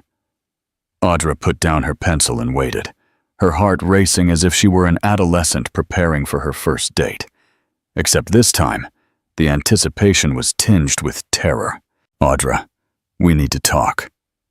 Marcus's voice resonated from the foyer, with a solemnity that confirmed her worst fears. Audra quickly glanced at the studio mirror, dark circles hidden with concealer, colorless lips, hair pulled back into a sloppy ponytail. She looked exactly like what she was, a woman who had been slowly falling apart for 72 hours. She walked toward the main living room with measured steps, like a condemned woman heading to the scaffold. Marcus stood by the windows, hands in his pockets, his gaze fixed on the skyline. His posture was that of a man who had made an irreversible decision and was gathering the courage to execute it. "Sit down, please," he said, without turning to look at her. "I prefer to stand," Audra replied, crossing her arms over her cream silk blouse. A part of her, the part that still retained its dignity, refused to give him the psychological advantage of seeing her seated while he remained standing. Marcus finally turned. His steel blue eyes, which had once made her feel like the most desired woman in the world, now looked at her with a mixture of guilt, determination, and something dangerously close to pity. "Things have happened in these last few months," he began, with the voice of someone who had rehearsed these words many times in front of a mirror. "Things I never planned, never sought, but that have changed everything." Audra felt her breathing become shallow, but she maintained her outward composure. She would not give him the satisfaction of seeing her collapse before he finished his prepared speech. "I have fallen in love with someone else." The 5 words fell into the room like precision bombs, destroying 12 years of marriage, 15 years of friendship, and 34 years of faith that good people deserved happy endings. "I saw right," Audra said, and it was not a question. The surprise on Marcus's face was genuine. "How?" "Saturday at the plaza." I listened. Marcus closed his eyes and slowly exhaled, as if relieved that the secret was finally in the air between them. "How long?" Audra asked, and her voice sounded strangely calm, almost clinical. 15 months. 15 months. Audra did mental calculations. Victoria's pregnancy that had ended in miscarriage the previous year, the tears she had comforted, the weekends they had spent together while their spouses were on business trips. Everything had been a carefully orchestrated lie. How did it start? "Audra, the details won't—" "How did it start?" Her voice rose for the first time, reverberating against the marble walls like a war cry. Marcus ran his hands through his hair, destroying the perfect hairstyle. "On your birthday last year, the party you hosted at the apartment. Victoria stayed late helping clean up. You went to sleep early because Isabella was sick. We talked on the terrace. One thing led to another. My birthday. The night I felt like the most loved woman in the world, surrounded by friends, celebrating another year of life with my perfect family. My best friend was seducing my husband on my own terrace while I cared for our sick daughter." The irony was so cruel that Audra felt like laughing, but the sound that came out of her throat was more like a choked sob. "Victoria is pregnant," Marcus continued, and those 3 words finished demolishing any structure left standing in Audra's world. The silence that followed was dense, charged with the electricity that precedes storms. Audra walked to the navy blue velvet sofa and sat down slowly, not out of courtesy, but because her legs could no longer support her. "How many months?" 3. 3 months. While Audra had been designing the San Francisco Art Center, imagining a bright future for her career, celebrating multi-million-dollar contracts, her husband had been creating a new life with her best friend. If you are going through something similar right now, If you feel your world is crumbling and don't know how to move forward, share it in the comments. Your story matters, and your pain is valid. What do you expect from me? Audra finally asked, and her voice sounded as if it came from very far away. We expect you to understand that this was not planned, that we didn't want to hurt you, that… No. Audra stood up with an elegance she didn't know she still possessed. You are not going to tell me what I have to understand or feel. Not after 15 months of lies. Not after using my birthday as the setting for your betrayal. Not after turning my best friend into my worst enemy without me even knowing it. Audra, Victoria will be in the Rue de Rivoli apartment you bought last year, the one you said was for investment. The confirmation in his eyes was enough response. I want you both to leave. Both of you. Today. Isabella and I will stay in this apartment until we decide what to do. This apartment is in my name, Marcus said.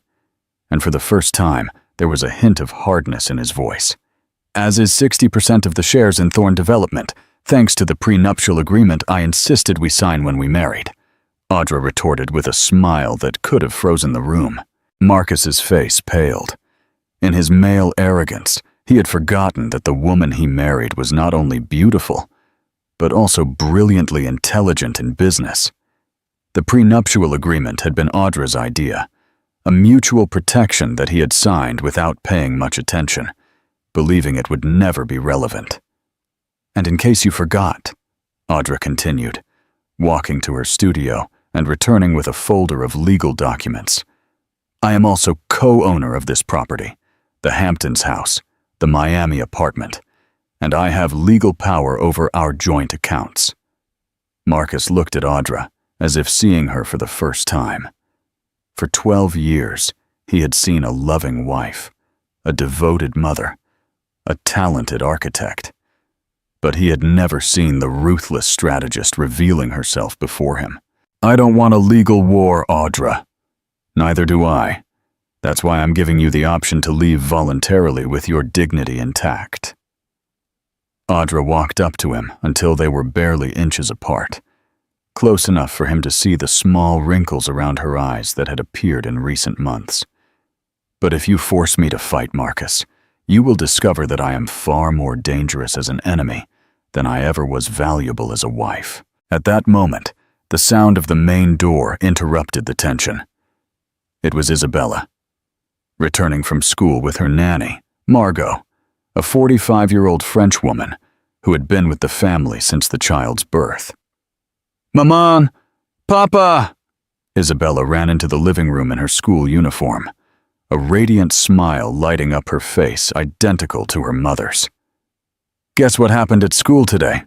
Audra and Marcus instantly separated, transforming their expressions into masks of parental normality. But Isabella, with that supernatural intuition children have, immediately sensed that something was wrong. Why do you have sad faces? She asked, looking alternately at her parents. We were talking about adult things, ma chérie, Marcus said, kneeling to meet his daughter's height. Tell me what happened at school. As Isabella animatedly narrated her science project, Audra watched the interaction between father and daughter with a breaking heart. Marcus was, despite everything, a loving father. Isabella adored him. The separation would devastate the child, no matter how they handled it. Papa, can you help me with my math project after dinner? Of course, Princess, Marcus replied, avoiding Audra's gaze. Both knew that this would probably be the last time they would have dinner together as a family. That night, after Isabella fell asleep, Audra and Marcus met again in the living room to finish the most difficult conversation of their lives. How will we tell her? Marcus asked. I'll tell her tomorrow, after you leave. Marcus, Isabella needs me. You can't take me away from my daughter. I'm not taking you away, but I need time to process all this before establishing a visitation schedule. I need time to explain to an 8-year-old why her father no longer lives with us without destroying the image she has of you. And what about Victoria? Isabella adores her.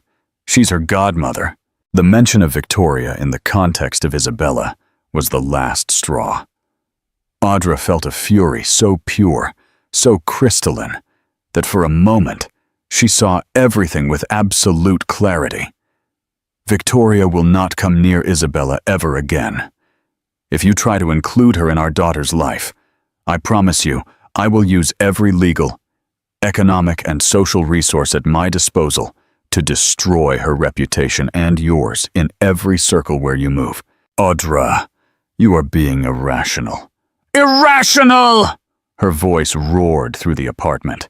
Is it irrational to protect my daughter from the woman who betrayed our friendship, who destroyed our marriage, who is pregnant by the man who swore eternal love to me 12 years ago in front of God and 200 guests?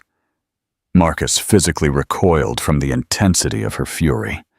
Irrational would be allowing that viper to continue playing the doting aunt while planning to be my daughter's stepmother. The silence that followed was absolute. Even New York, with all its nighttime bustle, seemed to have hushed to witness the moment Audra Vance discovered exactly what she was made of. I'll leave tomorrow, Marcus finally said. But this doesn't end here, Audra. We have a daughter together. We have shared properties. We have a life to dismantle.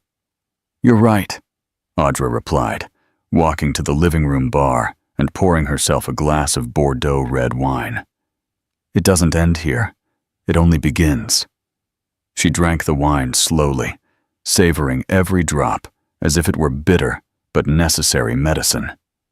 But when it's all over, Marcus, when the lawyers have divided our assets and set the visitation schedules, when Isabella has adjusted to her new reality. Audra paused, looking directly into his eyes. I will still be here, stronger than ever, and the two of you will discover that building happiness on the ruins of someone else's happiness is like building castles on quicksand. That night, Audra didn't sleep. She stayed awake in her studio, drawing. But she wasn't designing buildings. She was designing her new life, tracing the blueprints of the woman she would become. At dawn, as New York woke up with the first golden rays filtering between the gray clouds, Audra Vance had made a decision that would change not only her destiny, but that of everyone who had underestimated her. The architect who had designed homes for others for 15 years was about to construct the most important project of her life, her own reconstruction. And like all her previous projects, it would be a masterpiece. The reconstruction. The architect's new empire. 6 months after the day her world collapsed, Audra Vance stood on the terrace of her new apartment in the West Village, with a direct view of the Empire State Building, but from a completely different angle. She had sold the Upper East Side apartment, after all. She was a co-owner, and had bought this architectural gem, a 6,000-square-foot penthouse in a restored building with a 2,000-square-foot panoramic terrace that offered the most spectacular view of New York. The divorce process had been an epic battle that had occupied the social pages of American magazines for months. Audra's lawyers had proven to be as relentless as she had promised. In the end, she had kept 40% of the shares in Thorne Development, 3 real estate properties, an economic compensation of $47 million, and, most importantly, primary custody of Isabella. But Audra's true transformation hadn't happened in courtrooms or law offices. It had happened in the months of solitude that followed when she found herself alone, with herself for the first time in 12 years, and discovered that the woman who had been hidden under the role of the perfect wife was infinitely more powerful than she had ever imagined. Her new life had a routine that energized rather than exhausted her. She woke up at 5:30 a.m. in her master suite, decorated in white and gold tones that reflected the city light as if it were a temple dedicated to renewal. She started the day with a yoga session on her private terrace as New York slowly woke up at her feet. Then, a shower in her Carrara marble bathroom with a panoramic view, followed by a light breakfast prepared by Margot, who had chosen to continue working for Audra instead of staying with Marcus. At 7:30, Isabella had breakfast before school, and the two had developed a morning ritual where they talked about their day's plans while sharing croissants from the neighborhood's best pastry shop. Isabella had handled the divorce better than expected, especially after Audra explained the situation with age-appropriate honesty. Dad and Mom can no longer live together, but we both love you infinitely, and that will never change. But the true revolution in Audra's life had begun with her work. Free from the social obligations she had maintained as Mrs. Thorne, she could now dedicate herself completely to her passion, architecture. She had founded her own firm, Vance Architecture, and had assembled a team of Europe's most talented architects under 35. Her philosophy was simple: design spaces that were not only beautiful, but that transformed the lives of the people who inhabited them. Her first major independent project had been the San Francisco Contemporary Art Center, which had become an international architectural sensation. Specialized magazines described her design as a symphony of glass and light that redefines the relationship between art and urban space. The project had won 3 international awards and had established Audra as one of the most innovative architects of her generation. But there was something else that was transforming Audra, something that went beyond professional success and economic independence. She had discovered who she truly was when no one else defined her identity. The woman who had been Marcus Thorne's wife for 12 years had become Audra Vance, a force of nature who did not need anyone's validation to know her worth. She had cut her hair into a chic bob that framed her face in a way that made her look more sophisticated and powerful. Her wardrobe had evolved into a style that reflected her new personality: elegant yet daring, feminine yet authoritative, classic yet completely modern. The weekends Isabella spent with Marcus, every 2 weeks, as the custody agreement had established, Audra dedicated to activities she had abandoned during her marriage. She had resumed horseback riding lessons in Central Park, had begun taking enology classes to better understand the wines she had always enjoyed, and had started collecting contemporary art to decorate her new apartment. But the most significant change had been social. During her marriage, her social circle had been defined by Marcus's connections and activities that were appropriate for a real estate magnate's wife. Now, she had begun building her own network of contacts: artists, architects, writers, businesswomen, women who had built their own empires and who understood the value of authentic independence. One of these new friendships had been particularly significant. Gabriel Stone, a 38-year-old art gallerist who had founded one of the most prestigious galleries in Soho. Gabriel had gone through his own devastating divorce 5 years earlier and had rebuilt his life in a way that deeply inspired Audra. "Betrayal is a terrible gift," Gabriel had told her during one of their weekly dinners at the Michelin restaurant that had become their favorite spot. "It forces you to discover what you are really made of. Most women find they are much stronger than they imagined." It was a Thursday night, exactly 7 months after the night of the Plaza Hotel, when Audra received the invitation that would change everything. She was reviewing the final blueprints for her next project, a sustainable residential complex in Amsterdam, when Margot handed her a parchment paper envelope with the seal of the New York Charity Foundation. Inside was an elegant invitation written in golden calligraphy. The New York Charity Foundation has the honor of inviting architect Audra Vance to the annual Spring Gala, to be held at the Plaza Hotel on Saturday, April 15th. As one of the most distinguished women in the European architectural world, your presence will be fundamental to the success of our event, dedicated to raising funds for art and architecture educational programs. Audra read the invitation 3 times. The Plaza Hotel, the same ballroom where she had discovered the betrayal that had destroyed her former life. She knew without needing confirmation that Marcus and Victoria would be there.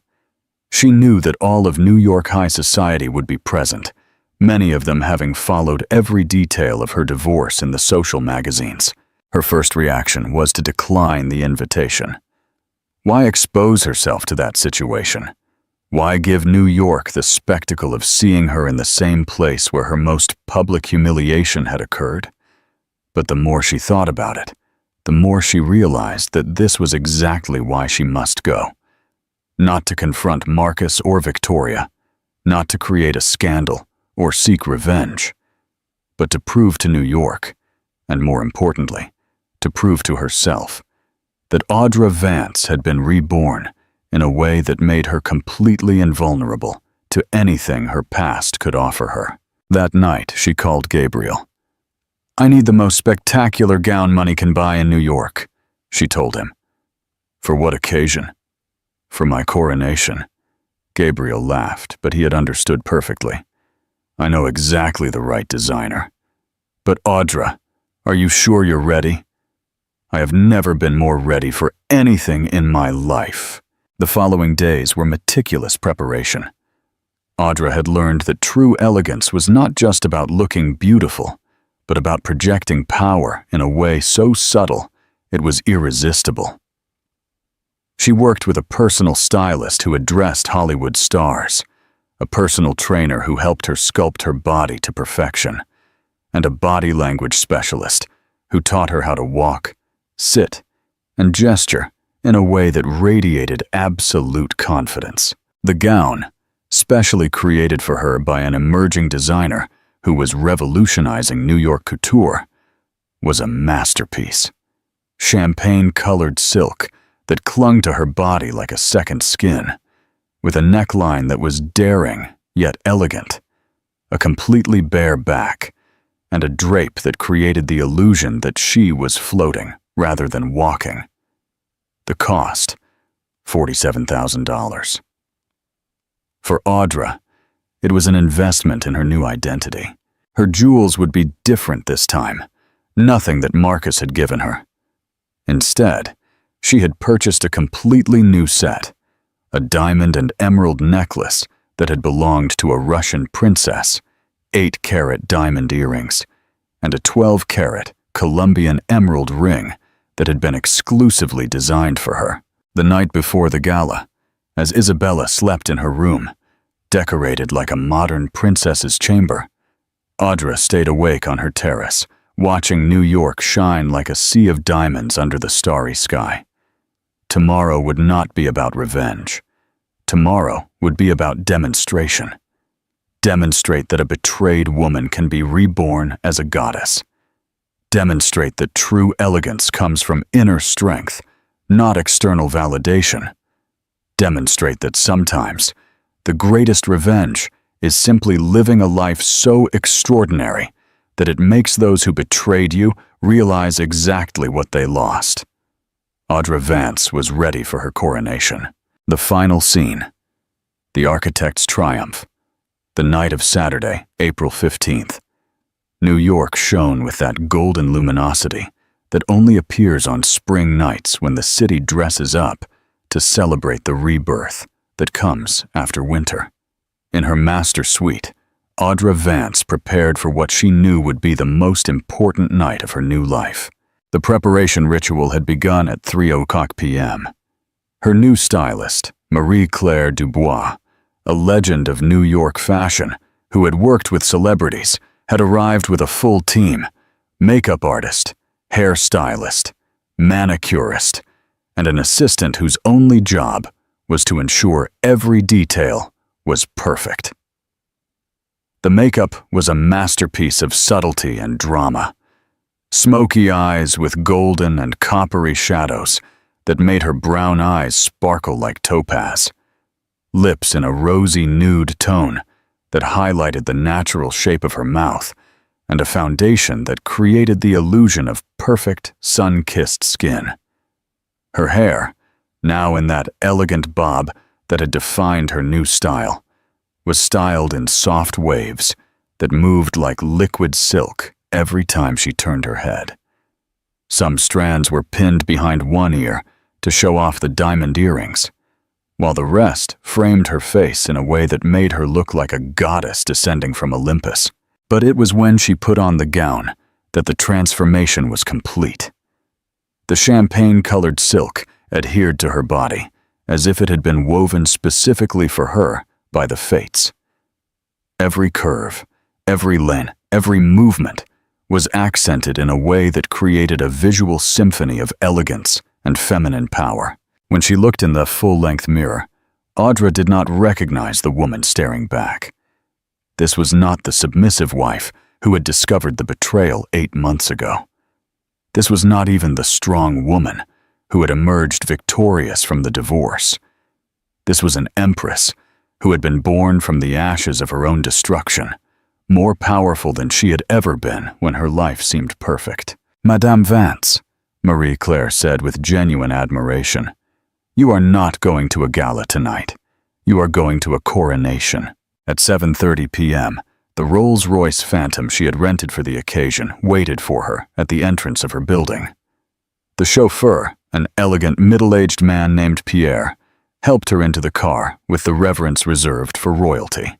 During the journey through New York, Audra felt as if she were seeing the city for the first time. The illuminated monuments, the streets full of nightlife, the cafes where lovers shared red wine. Everything seemed to be preparing to witness her triumph. Her phone vibrated with a message from Gabrielle. "Ma chérie, all of New York is talking about your return tonight. You are about to remind everyone why you are incomparable. Je t'aime." Another message, this one from Isabella, who was spending the weekend with Marcus. "Maman, I hope you have fun at your fancy party. You are the most beautiful woman in the world. I love you." That message from her daughter gave her the final strength she needed. Everything she had done, all the reconstruction, all the transformation, had been as much for herself as to show Isabella that a woman can rise from any fall and shine even more intensely. The Plaza Hotel loomed before her like a fairy tale palace. But this time, when the limo stopped in front of the main entrance, Audra felt neither nervousness nor anxious anticipation. She felt pure power. Pierre opened the door and offered his gloved hand. When Audra stepped out of the limousine, the effect was immediate and electric. Photographers, who had been capturing the arrivals of other guests with routine professionalism, suddenly galvanized, as if they had unexpectedly seen a Hollywood star on a red carpet. Flashes began firing non-stop. "Audra! Audra! Look here! A smile!" The cries of the photographers filled the air, but Audra walked with the serenity of someone who has learned that true elegance is never in a hurry.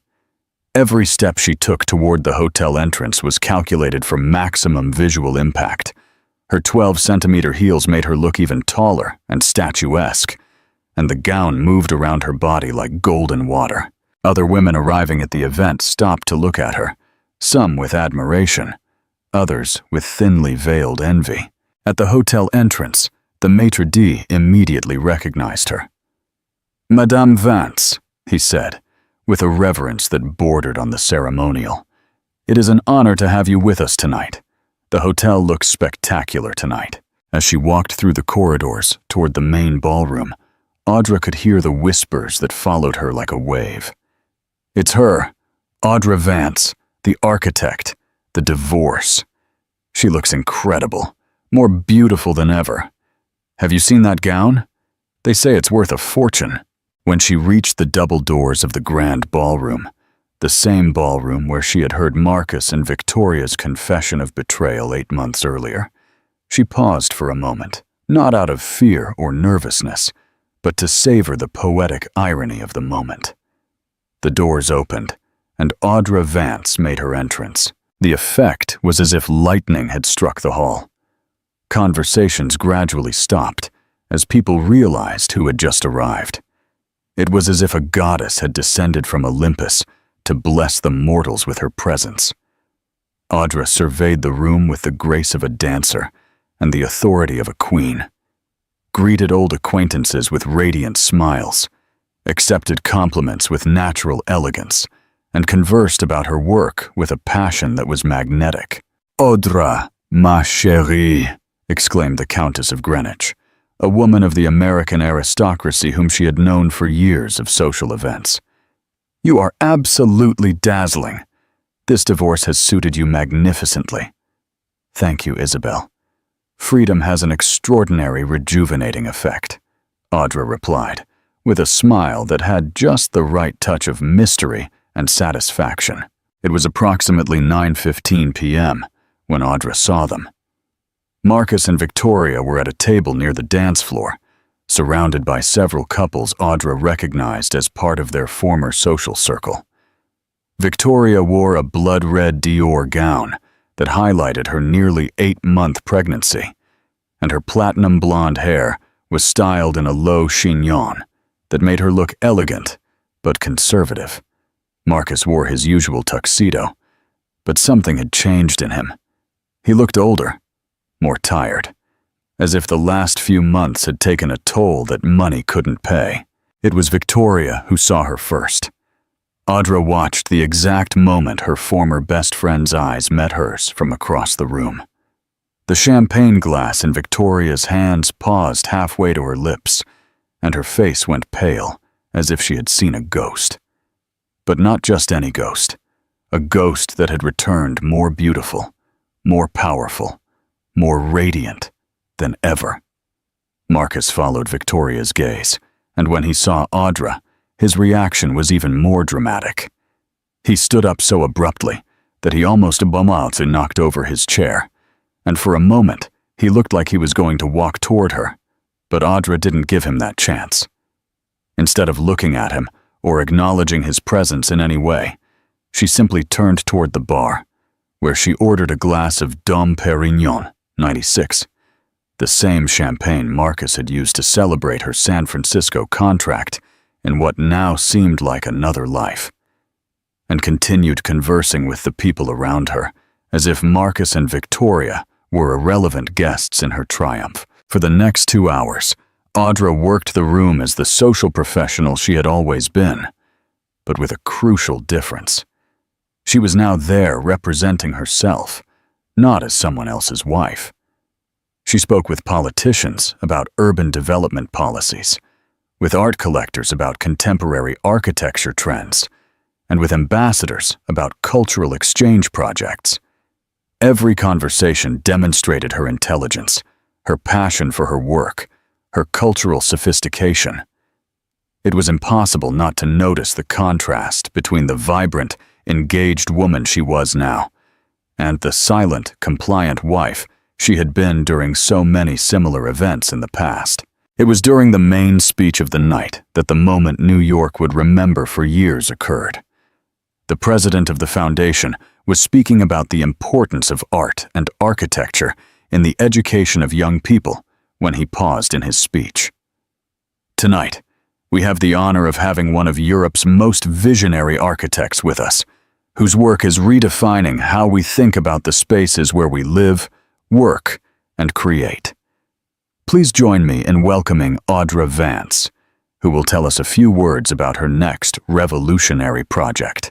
The invitation had been spontaneous, but Audra rose with the grace of someone who had been preparing for this moment all her life.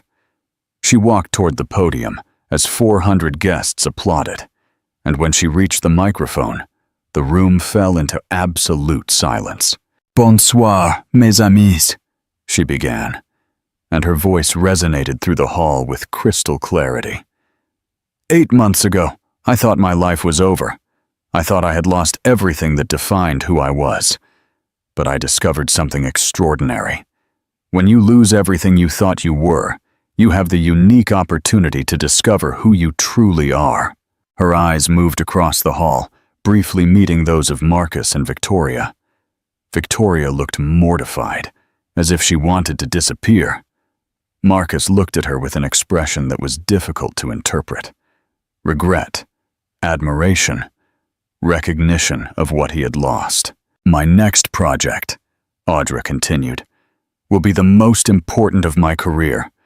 I am designing a completely new city in the Netherlands, a sustainable community for 50,000 inhabitants that will be a model for the world's urban future.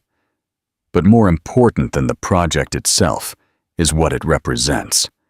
The proof that we can build something beautiful and lasting on the foundations of our own reconstruction. Conclusion: the true inheritance. The story of Audra Vance is the ultimate testament to turning pain into power. She didn't win by fighting dirty or sinking to the level of her betrayers. She won by investing in herself, becoming professionally untouchable, and achieving a level of self-worth that rendered Marcus Thorne's and Victoria Lowell's betrayal utterly irrelevant. Her greatest victory was achieving true autonomy, transforming the role of the scorned wife into the powerful architect. She proved that the most valuable inheritance is self-reconstruction. If this story resonated with you, please give this video a thumbs up and share it with someone who appreciates a story of strength and vindication. And don't forget to subscribe to our channel and hit the notification bell. Thank you for joining us.